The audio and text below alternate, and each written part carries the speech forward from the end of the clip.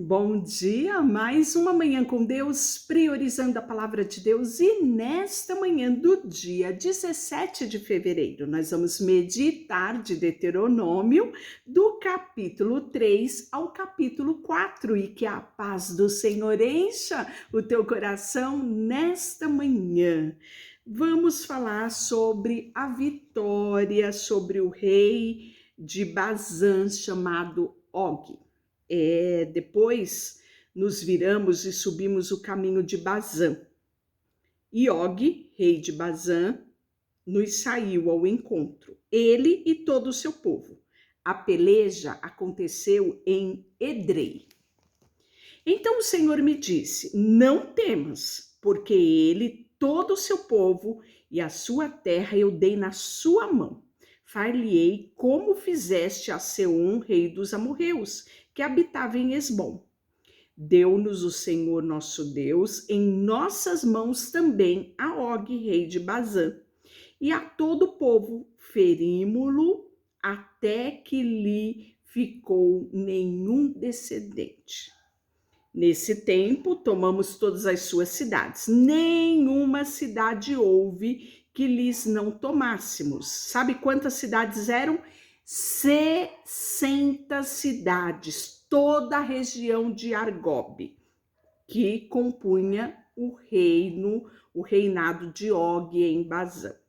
Todas essas cidades eram fortificadas, com altos muros, portas, ferrolhos. E o texto fala ainda que foram tomadas outras muitas cidades que eram sem muros. Então aqui nós avançamos em muitos territórios conquistados da terra que Deus deu ao povo de Israel. Então, destruímos-nos totalmente, como fizemos a Seom, o rei de Esbom, fazendo perecer por completo cada uma da cidade com seus homens, suas mulheres e crianças. Porém, todo o gado e o despojo da cidade tomamos para nós por presa. Assim, nesse tempo, tomamos a terra da mão daqueles 2 reis dos amorreus, que estava da além do Jordão, desde o rio Arnon até o monte Hermon. E aí nós vamos ver que foram tomadas toda a cidade do Planalto e toda Gileade, toda Bazã, até Salca, Edrei, cidades do reino de Og. Porque só Og, rei de Bazã, restou dos Refaíns.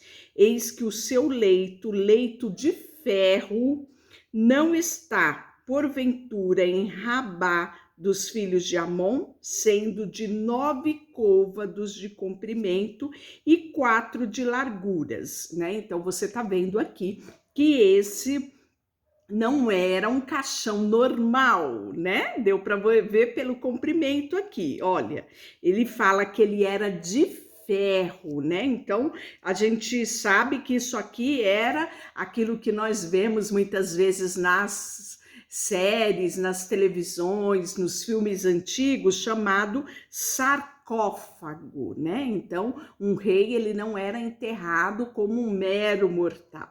Era feito a ele praticamente, né, uma estrutura, porque se acreditava, né, que esse rei, não só a questão da honra, mas também de uma habitação eterna para ele. Então foi feito este, se é que se chama nos nossos moldes de caixão, esse sarcófago de ferro, né? Em algumas versões fala que foi feito de basalto, que é um mineral aí equivalente ao ferro. E vamos ver que ele tinha aí aproximadamente 44,4, né?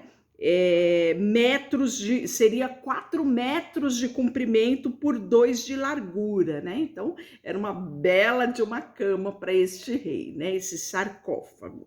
Então, ele vai falar aqui no no capítulo 3.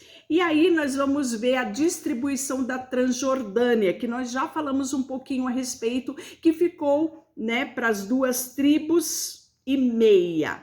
Tomamos, pois, esta terra em possessão nesse tempo, desde Aroer, que está junto ao vale de Arnon, a metade da região montanhosa de Gileade, com as suas cidades, que dei aos Rubenitas e os Gaditas, né? Então, falamos a respeito disso, que 2,5 tribos, a tribo de Ruben e a tribo de Gade, e meia tribo de Manassés. Então, foram eles que ficaram com essas terras que foram conquistadas, né, ali da Transjordânia. O resto de Gileade, como todo o Bazã, o reino de Og, dei a tribo de Manassés, toda aquela região de Argob, né?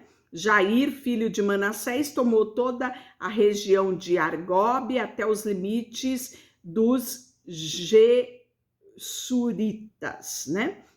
Mas aos Rubenitas e Gaditas dei desde Gileade até o vale de Arnon. Então, a gente está vendo aqui quem tomou a possessão, né? Nesse mesmo tempo, vos ordenei dizendo que o Senhor vosso Deus vos deu esta terra para possuir. De passai, pois, armado todos os homens valentes adiante dos vossos irmãos de Israel. Então, este era o acordo. Eles poderiam, sim, ter esta possessão da Transjordânia, já colocar todas as suas famílias, gado, porque era uma região muito boa para gado, mas os homens guerreiros assumiram um compromisso de passar o Jordão e ir ajudar os seus conterrâneos, os seus irmãos, até que todos tivessem as suas terras. E aí você vai falar, mas se todos os homens guerreiros passaram o Jordão, quem ficou lá na terra, né? Só homens, só mulheres e crianças? Não. Nós sabemos que tinha a classificação. Lembra lá do nosso censo no livro de Números, quem estava apto para a guerra? Pois é, né? Homens que acima de 20 anos, não podia ter defeito, tinha várias qualificações, né? Então, lá na terra, ficaram sim muitos homens, não só abaixo de 20 anos, mas também homens acima de 20 anos que não tinham a qualificação para a guerra, além também de muitos homens que já tinham passado da sua idade, né, de ser classificado para a guerra. Então, nós podemos ver que toda essa população ficou lá na terra, né, que eles tinham herdado. E esta promessa, né, dos Rubenitas, dos Gaditas e da meia tribo de Manassés, que os guerreiros assumiram esse compromisso, seria até que o Senhor dê descanso aos vossos irmãos, como ele deu a vocês, né? Para que eles também ocupem a terra que o Senhor vosso Deus lhe dá da além do Jordão. Então, voltareis cada qual para a sua possessão que foi lhe dada. Então, isso está no versículo 20 do capítulo 3. Também nesse tempo dei ordem a Josué, dizendo: os teus olhos veem tudo que o Senhor vosso Deus tem feito a esses dois reis. Assim fará o Senhor a todos os reinos que passares. Não temas, porque o Senhor vosso Deus é o que peleja por vós. Olha que coisa maravilhosa, não é? E aí nós vamos ter uma oração de Moisés que comove o meu coração, e eu sei que vai comover o seu coração, mas Deus, ele não é Deus que está ligado ao sentimento humano, ele é um Deus de princípio. E olha só o que aconteceu. Também eu, nesse tempo, implorei graça ao Senhor, dizendo: ó Senhor Deus, passastes a mostrar ao teu servo tua grandeza, a tua poderosa mão, porque que Deus há nos céus ou na terra que possa fazer segundo as tuas mãos, segundo os teus poderosos feitos? Rogo-te que me deixe passar, para que eu possa ver essa boa terra que está além do Jordão, essa boa região montanhosa do Líbano. Porém o Senhor indignou-se muito contra mim por vossa causa e não me ouviu. Antes me disse: basta, Moisés, não me fales mais nisso. Olha só, né? Eu teria ficado comovida com essa oração, mas Deus, ele é um Deus de princípio, ele é um Deus, né, que ele vela pela sua palavra. Então aqui é uma prova clara que mesmo seu tão querido amigo Moisés, né, Deus cumpriu as promessas, né? E Deus também fez cumprir a palavra de que ele não entraria na terra por conta de um episódio que ele não foi obediente à voz do Senhor. E aí nós vamos ver que sobre o cume, né, de um monte Pisga, levanta os olhos para o ocidente, para o norte, para o sul e para o oriente, Moisés, e contemple com os teus próprios olhos, porque não passarás o Jordão. Dá ordem a Josué e anima-o, fortalece-o. É isso que tu deve fazer, Moisés. Porque ele passará diante deste povo e o fará possuir a terra que apenas você verá. Olha só, né? A gente vai ver isso muito relatado lá em Números 27, quando Deus já começa a preparar Moisés para esse episódio, né? Assim, ficamos no vale defronte de Bet-peor. E aí, no capítulo 4, Moisés vai fazer aquilo que é o propósito de Deuteronômio. Qual é? Exortar o povo à obediência. Isso mesmo, né? Então, capítulo 4, agora, pois, ó Israel, ouve os estatutos e os juízos que eu vos ensino.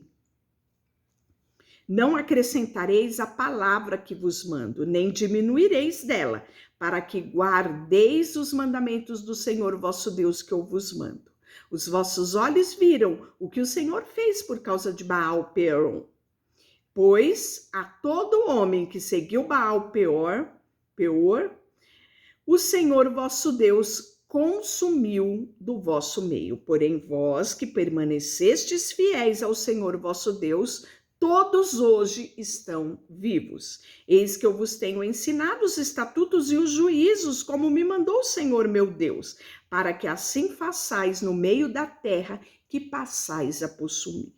Guardai-o, pois, e cumpri-o, porque isso será a vossa sabedoria e o vosso entendimento perante os olhos dos povos, que ouvindo todos esses estatutos dirão: certamente este grande povo é gente sábia e inteligente. Então, o que é sábio e inteligente? Ouvir os estatutos de Deus e obedecê-los. Tá aqui a dica, viu?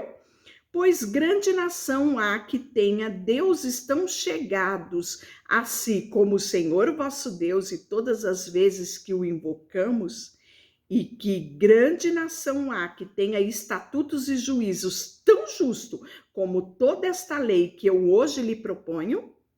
Então somente guarda-te a ti mesmo e guarda bem a tua alma. Olha só o que ele diz aqui. Guarda a ti mesmo e guarda a tua alma. Por que será que ele fala guarda a tua alma? Porque a alma humana é a personalidade dele, é o sentimento dele, olha só, né? E os nossos sentimentos são tão bombardeados pela circunstância. Uma hora você diz, eu creio em Deus. Daqui a pouco as circunstâncias vêm e você se desespera. E toda aquela confiança que você proferiu parece que está abalada. Sabe por quê? A tua alma, né? Davi, ele fala muito a alma dele, porque estás abatida, ó minha alma, espere em Deus, pois ainda o louvarei, né? Então aqui Moisés fala para o povo, guarda a ti mesmo, e ele fala com ênfase, guarda a tua alma, que te não esqueça daquelas coisas que os teus olhos têm visto, e se não aparte do teu coração todos os dias da tua vida, e farás saber aos teus filhos e aos filhos dos teus filhos. Então, olha a ordenança aqui de passar para frente tudo aquilo que eles tinham vivenciado de milagres em Deus para a próxima geração, né? E aí nós vamos ver, não te esqueça do dia em que estivestes perante o Senhor teu Deus lá no Horebe, né? Foi uma experiência extraordinária, quando o Senhor me disse: reúne este povo e eu os farei ouvir as minhas palavras, a fim de que aprenda a temer todos os dias que na terra viver, e as ensinará aos seus filhos. Então chegaste e vos puseste ao pé do monte, e o monte ardia em fogo até ao meio do céu, e havia trevas e nuvens e escuridão. Então o Senhor vos falou no meio do fogo. A voz das palavras dele ouviste, porém além da voz não viste aparência nenhuma. Então isso está relatado em Êxodo 19, essa experiência extraordinária, né? E Hebreus vai citar essa experiência, citado lá no livro de Hebreus, no capítulo 12, do 18 ao 19, né? E aí nós podemos ver que aqui, nesse capítulo 4, Moisés ele vai relembrar alguns fatos, né? Vai falar que Deus se indignou, que disse que se indignou contra ele. Então Moisés mais uma vez vai falar a respeito disso, né? De que Deus, ele também não foi poupado. Deus indignou e disse que ele não passaria o Jordão. Tá lá ele relembrando ao povo novamente esse episódio no capítulo 4, versículo 21. Porque eu morrerei neste lugar e não passarei o Jordão, porém vós passarei e possuireis a boa terra. Guardai-vos e não vos esqueçais da aliança do Senhor vosso Deus, feita convosco, e que não façais nenhuma imagem esculpida semelhante a qualquer coisa que o Senhor vosso Deus vos proibiu. Então lembrou a ele, né, aquilo que é abominação para Deus, que é o culto a outros deuses. Então, de lá buscarás, está no versículo 29, o Senhor teu Deus, e o acharás, quando o buscares de todo o teu coração e de toda a tua alma. Isso vai ser repetido pelo profeta Jeremias lá no capítulo 29, versículo 3. E aí ele fala: e quando estiveres em angústia, e todas estas coisas te sobrevierem nos últimos dias, e te voltares para o Senhor teu Deus, ele atenderás a tua voz. Então o Senhor teu Deus não te desamparará, porquanto é Deus misericordioso, nem te destruirá e nem se esquecerá da aliança que jurou aos seus pais. Que coisa mais linda, não é? Então, guarda, pois, os seus estatutos e os seus mandamentos, está lá no versículo 40, que eu te ordeno hoje, para que te vá bem a ti e aos teus filhos, depois de ti, para que prolongue os dias na terra que o Senhor teu Deus te dá para todo sempre. Deixa eu orar por você, Senhor, nesta manhã. Queremos colocar o nosso coração diante de ti e queremos orar, sabe, para que o Senhor nos ajude a guardar a nossa alma, o nosso coração, a nossa mente, para que mesmo em meio às adversidades, nós continuemos a confiar no Deus que é fiel. Colocamos diante de ti tudo o que temos e somos, em nome de Jesus. Amém. Deus te abençoe.